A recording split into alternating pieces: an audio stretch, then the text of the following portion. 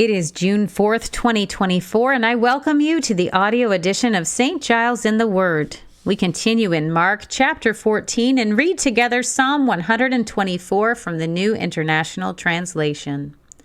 We begin in Mark. Now the Passover and the festival of unleavened bread were only 2 days away, and the chief priests and the teachers of the law were scheming to arrest Jesus secretly and kill him. But not during the festival, they said, or the people may riot.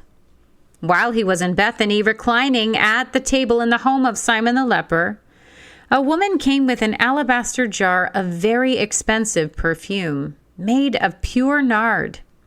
She broke the jar and poured the perfume on his head. Some of those present were saying indignantly to one another, "Why this waste of perfume? It could have been sold for more than a year's wages and the money given to the poor." And they rebuked her harshly. "Leave her alone," said Jesus. "Why are you bothering her? She has done a beautiful thing to me. The poor you will always have with you, and you can help them any time you want. But you will not always have me.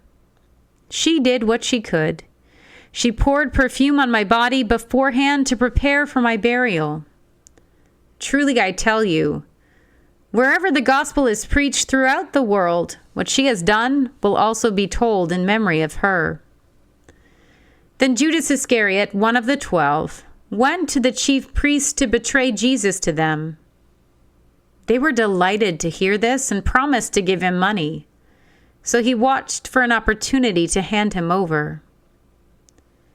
On the first day of the festival of unleavened bread, when it was customary to sacrifice the Passover lamb, Jesus' disciples asked him, "Where do you want us to go and make preparations for you to eat the Passover?" So he sent 2 of his disciples, telling them, "Go into the city, and a man carrying a jar of water will meet you. Follow him. Say to the owner of the house he enters, 'The teacher asks, where is my guest room, where I may eat the Passover with my disciples?' He will show you a large room upstairs, furnished and ready. Make preparations for us there."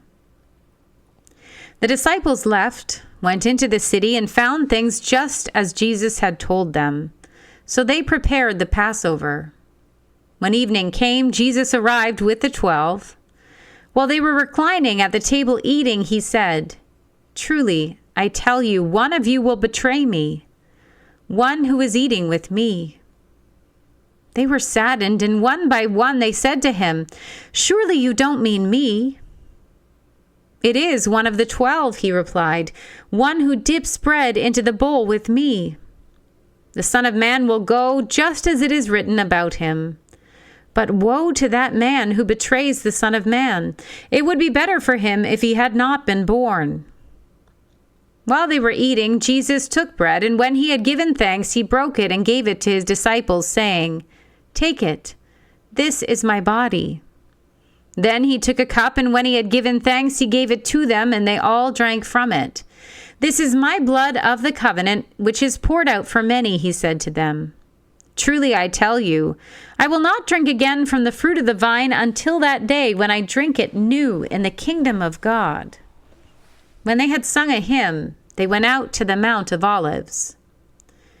"You will all fall away," Jesus told them, "for it is written, 'I will strike the shepherd, and the sheep will be scattered.' But after I have risen, I will go ahead of you into Galilee." Peter declared, "Even if all fall away, I will not."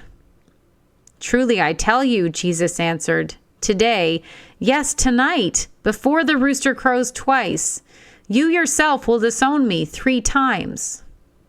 But Peter insisted emphatically, "Even if I have to die with you, I will never disown you." And all the others said the same. They went to a place called Gethsemane, and Jesus said to his disciples, "Sit here while I pray." He took Peter, James, and John along with him, and he began to be deeply distressed and troubled. "My soul is overwhelmed with sorrow to the point of death," he said to them. "Stay here and keep watch." Going a little further, he fell to the ground and prayed that if possible the hour might pass from him. "Abba, Father," he said, "everything is possible for you. Take this cup from me. Yet not what I will, but what you will." Then he returned to his disciples and found them sleeping. "Simon," he said to Peter, "are you asleep? Couldn't you keep watch for 1 hour? Watch and pray so that you will not fall into temptation. The spirit is willing, but the flesh is weak." Once more he went away and prayed the same thing. When he came back, he again found them sleeping because their eyes were heavy. They did not know what to say to him. Returning the third time, he said to them, "Are you still sleeping and resting? Enough! The hour has come. Look, the Son of Man is delivered into the hands of sinners. Rise, let us go. Here comes my betrayer." Just as he was speaking, Judas, one of the 12, appeared. With him was a crowd armed with swords and clubs, sent from the chief priests and teachers of the law and the elders. Now the betrayer had arranged a signal with them. "The one I kiss is the man. Arrest him and lead him away under guard."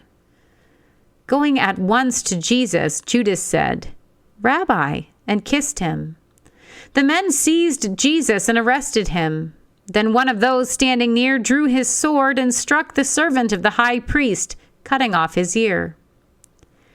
"Am I leading a rebellion," said Jesus, "that you have come out with swords and clubs to capture me? Every day I was with you teaching in the temple courts, and you did not arrest me. But the scriptures must be fulfilled." Then everyone deserted him and fled.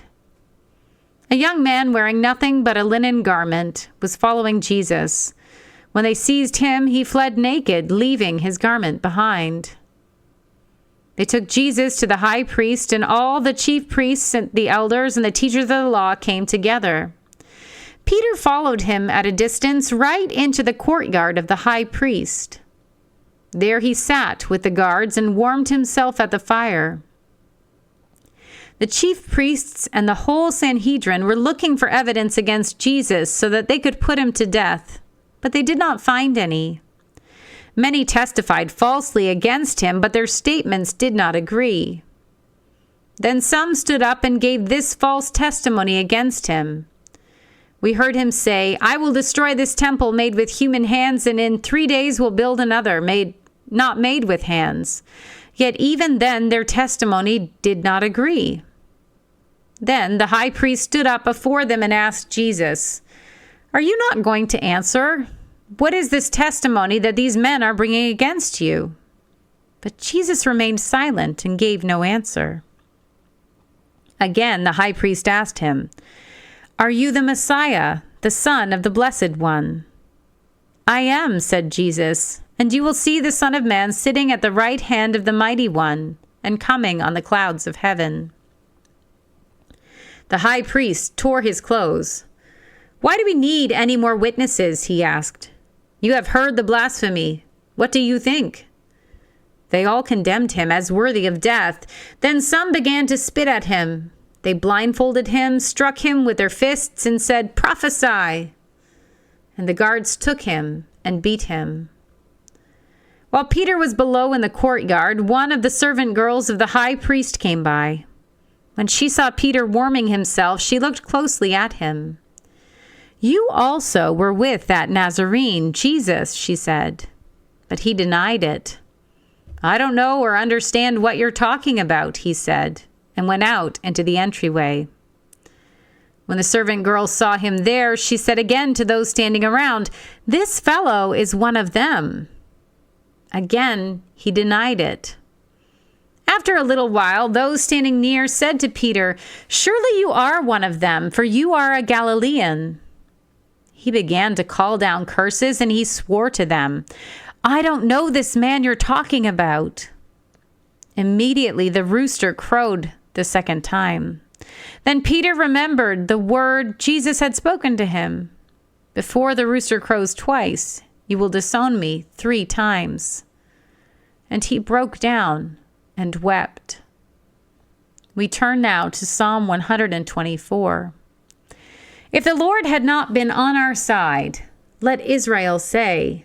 If the Lord had not been on our side when people attacked us, they would have swallowed us alive when their anger flared against us. The flood would have engulfed us. The torrent would have swept over us. The raging waters would have swept us away.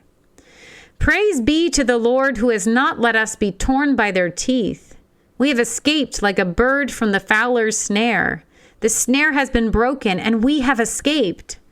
Our help is in the name of the Lord, the maker of heaven and earth. Here ends our reading for today.